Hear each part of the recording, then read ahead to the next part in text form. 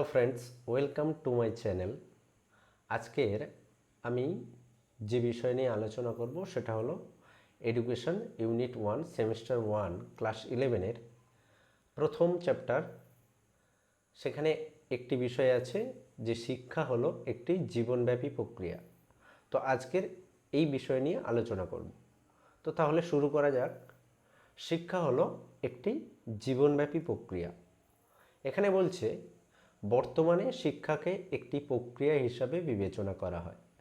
তো তাহলে আমরা কি দেখলাম যে বর্তমানে শিক্ষাকে একটি প্রক্রিয়া বা একটা প্রসেস হিসাবে বিবেচনা করা হয়, কারণ এই প্রক্রিয়ার মাধ্যমে শিক্ষার্থী সমাজের উপযোগী হয়ে গড়ে ওঠে। আমরা জানি যে এই যে প্রক্রিয়া, শিক্ষা প্রক্রিয়ার মাধ্যমে শিক্ষার্থী সমাজের উপযোগী হয়ে গড়ে ওঠে। তারপর বলছে শিক্ষাই শিক্ষার্থীকে এমন কতকগুলি অভিজ্ঞতা অর্জনে সাহায্য করে যা এই পরিবর্তনশীল পরিবেশে শিক্ষার্থীকে সঠিকভাবে অভিযোজন করতে সাহায্য করে। কি বলছে না, এই যে শিক্ষা, এই শিক্ষা কি করে না, শিক্ষার্থীকে এমন কতকগুলি অভিজ্ঞতা অর্জনে সাহায্য করে যা এই পরিবর্তনশীল পরিবেশ, কারণ আমাদের যে সমাজ, আমাদের যে পরিবেশ প্রতিনিয়ত পরিবর্তনশীল, এই পরিবর্তনশীল পরিবেশে শিক্ষার্থীকে সঠিকভাবে অভিযোজন করতে অর্থাৎ খাপ খাইয়ে নিতে, সঙ্গতি বিধান করতে সাহায্য করে। তারপর বলছে এই প্রক্রিয়ার মাধ্যমে শিশু তথ্য সংগ্রহ করে, বিভিন্ন কৌশল আয়ত্ত করে, অভিজ্ঞতার পুনর্গঠন ও পুনঃসৃজন ঘটায়। তারপর বলছে অতীত অভিজ্ঞতার সাথে পরিচিতি হয় এবং পরবর্তী প্রজন্মের কাছে সংস্কৃতির সঞ্চালন ও সমৃদ্ধি ঘটায়। তাহলে কি এই যে শিক্ষা প্রক্রিয়া, এর মাধ্যমে শিশু কি করে না, প্রতিনিয়ত তথ্য সংগ্রহ করে, বিভিন্ন নতুন নতুন যে তথ্য, সেই তথ্য সংগ্রহ করে, এবং শুধু সেই তথ্য সংগ্রহ করে না, সেই তথ্য ছাড়া বিভিন্ন কৌশল আয়ত্ত করে, বিভিন্ন অভিজ্ঞতার পুনর্গঠন, অর্থাৎ প্রতিনিয়ত যে তথ্য বা যে অভিজ্ঞতা অর্জন করছে সেই অভিজ্ঞতার পুনর্গঠন এবং পুনঃসৃজন ঘটায়, এবং তার সঙ্গে সঙ্গে অতীত অভিজ্ঞতার সঙ্গে, অর্থাৎ আগের যে অভিজ্ঞতা বা আগের দিনের যে সমস্ত বিষয়, সেই সমস্ত বিষয়ের সঙ্গে পরিচিত হয়। এবং শুধুমাত্র পরিচিত হয় না, শিক্ষার মাধ্যমে শিক্ষার একটা কাজ হলো এই যে অতীত অভিজ্ঞতাকে পরবর্তী প্রজন্মের কাছে পৌঁছে দেওয়া। শিক্ষা কি করে না, এই কাজে সাহায্য করে। তারপর বলছে অন্যভাবে বলতে গেলে আমাদের জ্ঞান, কৌশল, দৃষ্টিভঙ্গি, চিন্তাধারা, আদর্শ, ক্ষমতা, বোধ ইত্যাদির বিকাশ ঘটানোর প্রক্রিয়া হলো শিক্ষা। তাহলে কি বলছে, অন্যভাবে বলতে গেলে জ্ঞান, কৌশল, দৃষ্টিভঙ্গি, চিন্তাধারা, আদর্শ, ক্ষমতা, মূল্যবোধ ইত্যাদি বিকাশ ঘটানোর প্রক্রিয়া হলো শিক্ষা। তারপর বলছে এটি সীমিত সময়ের প্রশিক্ষণ নয়, অর্থাৎ এই যে শিক্ষা, আমরা প্রশ্নেই কি বলেছি যে এটি হলো একটি জীবনব্যাপী প্রক্রিয়া, অর্থাৎ সারা জীবন ধরে চলতে থাকে। তাই বলছে এটি সীমিত সময়ের কোনো প্রশিক্ষণ নয়, এটি একটি ছেদহীন জীবনব্যাপী প্রক্রিয়া, যা শুরু হয় জন্মের পর থেকে এবং শেষ হয় মৃত্যুতে। এই শিক্ষার মূল বৈশিষ্ট্য হলো যতদিন বাঁচি ততদিন শিখি। তাহলে জীবনব্যাপী শিক্ষার মূল বৈশিষ্ট্য কি, যতদিন বাঁচি ততদিন শিখি। তারপর বলছে জীবন জুড়ে বিস্তৃত এই শিক্ষার বেশ কিছু বৈশিষ্ট্য নিম্নে আলোচনা করা হলো। এবারে এই যে শিক্ষা, এই শিক্ষার বৈশিষ্ট্যগুলো আমরা দেখব। প্রথম বৈশিষ্ট্য বলছে 1 নম্বর, এটি মানুষের ক্রমবিকাশের এক ছেদহীন প্রক্রিয়া। তাহলে প্রথম বৈশিষ্ট্য কি, যে এই জীবনব্যাপী শিক্ষা এটি মানুষের ক্রমবিকাশের এক ছেদহীন, অর্থাৎ নিরন্তর, এর কোনো শেষ নেই বা এর মধ্যে কোনো ফাঁক নেই, কন্টিনিউয়াস প্রসেস, ছেদহীন একটি প্রক্রিয়া।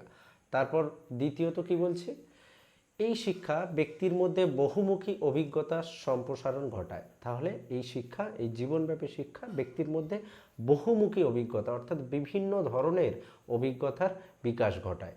তৃতীয় বৈশিষ্ট্য কি বলছে, যে এই শিক্ষা জন্ম থেকে মৃত্যু পর্যন্ত, আমরা একটু আগেই দেখেছি যে এই শিক্ষা শুরু হয় জন্মের পর থেকে এবং শেষ হয় মৃত্যুতে, অর্থাৎ জন্ম থেকে মৃত্যু পর্যন্ত।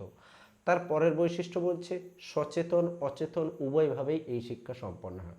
তাহলে এই শিক্ষা সচেতন অর্থাৎ ব্যক্তি সচেতনভাবেও এই শিক্ষা গ্রহণ করে, আবার অচেতনভাবে অর্থাৎ আমরা আমাদের চলাফেরা, আমাদের আচার আচরণ, আমাদের প্রতিনিয়ত পরিবেশের সঙ্গে সঙ্গতি বিধান করতে গিয়ে কখনো আমরা সচেতনভাবে অভিজ্ঞতা অর্জন করি, আবার কখনো অচেতনভাবে আমরা অভিজ্ঞতা অর্জন করি বা শিক্ষা অর্জন করি। তার পরের পয়েন্ট বলছে যে এই শিক্ষা সার্বজনীন অর্থাৎ এটা সবার জন্য, সমস্ত মানুষের এই শিক্ষা ঘটে বা এই শিক্ষা সে অর্জন করে। তারপরে শেষ বৈশিষ্ট্য বলছে এটি অবসর যাপনের পরিপূরক একটি শিক্ষা ব্যবস্থা। তাহলে এই শিক্ষা, এই যে জীবনব্যাপী শিক্ষা, এটা সুস্থ অবসর যাপন অর্থাৎ সুস্থভাবে সময় কাটাতে, সুস্থভাবে অবসর যাপন করতে সাহায্য করে।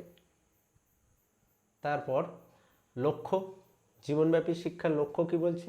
জীবনব্যাপী শিক্ষার নির্দিষ্ট কোনো লক্ষ্য নেই, অর্থাৎ এই যে জীবনব্যাপী শিক্ষা, এর নির্দিষ্ট কোনো লক্ষ্য নেই বা নির্দিষ্ট লক্ষ্যের উপর ভিত্তি করে এই শিক্ষা অর্জিত হয় না।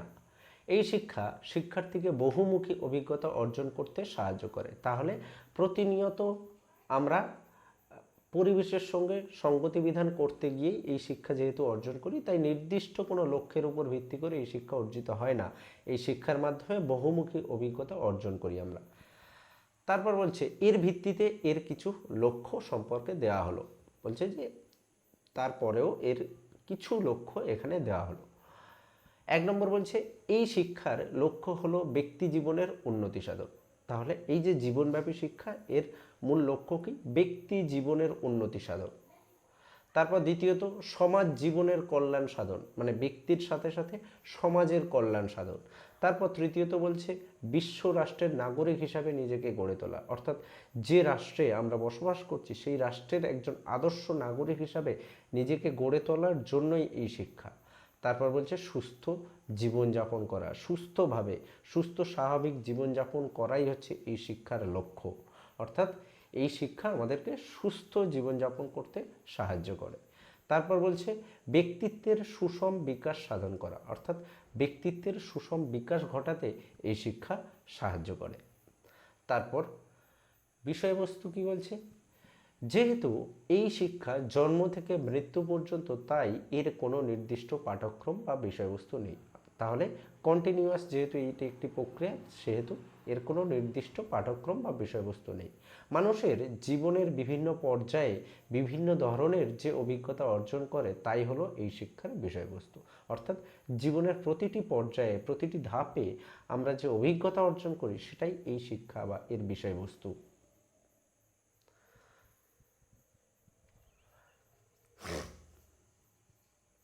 তারপর শিক্ষার মাধ্যম কি বলছে?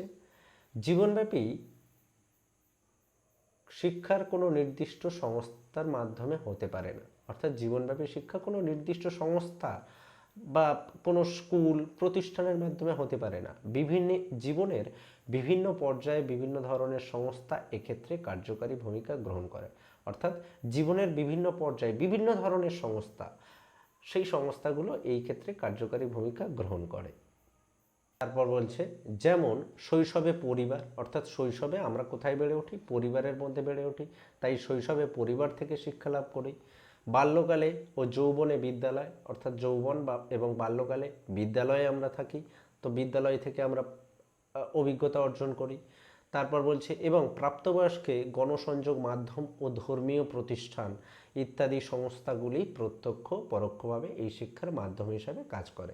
অর্থাৎ জীবনের বিভিন্ন পর্যায়ে বিভিন্ন ধরনের প্রতিষ্ঠান থেকে, বিভিন্ন ধরনের জায়গা থেকে আমরা এই শিক্ষা অর্জন করি। তারপর বলছে সর্বোপরি সমাজ এই শিক্ষার অন্যতম মাধ্যম হিসাবে কাজ করে। তাহলে সমাজের মধ্যে থেকে সমাজে বিচরণ করতে গিয়ে আমরা এই শিক্ষা অর্জন করি, তাই সমাজ হচ্ছে এই শিক্ষা অর্জনের একটি বিশেষ স্থান। তারপর বলছে পরিশেষে বলা যায় এই শিক্ষা হলো জীবনধর্মী এবং এরই মধ্যে লুকিয়ে আছে সমগ্র মানব সত্তার বিকাশের উপাদান। তাহলে কি পরিশেষে কি বলছি? যে এই শিক্ষা হলো জীবনধর্মী একটি শিক্ষা, এর মধ্যেই মানব সত্তার বিকাশের সমস্ত উপাদানগুলো লুকিয়ে আছে। তাই শিক্ষার সঙ্গে জীবনের নিবিড় সম্পর্ক আছে। সমগ্র জীবন জুড়েই শিক্ষার বিস্তার, শিক্ষার কোনো শেষ নেই। তাই বলা যায় শিক্ষা হলো একটি জীবনব্যাপী প্রক্রিয়া। তাহলে আমরা এই সমস্ত কিছুর ভিত্তিতে আমরা বলতে পারি শিক্ষা হলো একটি জীবনব্যাপী প্রক্রিয়া। এবারে শেষে ডিউই কি বলছে? ডিউইয়ের ভাষায় শিক্ষাই জীবন, জীবনই শিক্ষা। এটি ডিউইয়ের একটি বক্তব্য। এই জীবনব্যাপী শিক্ষা সম্পর্কে ডিউই এই কথা বলেছে। তো আজ এ পর্যন্তই, দেখা হবে পরবর্তী ভিডিওতে। ধন্যবাদ।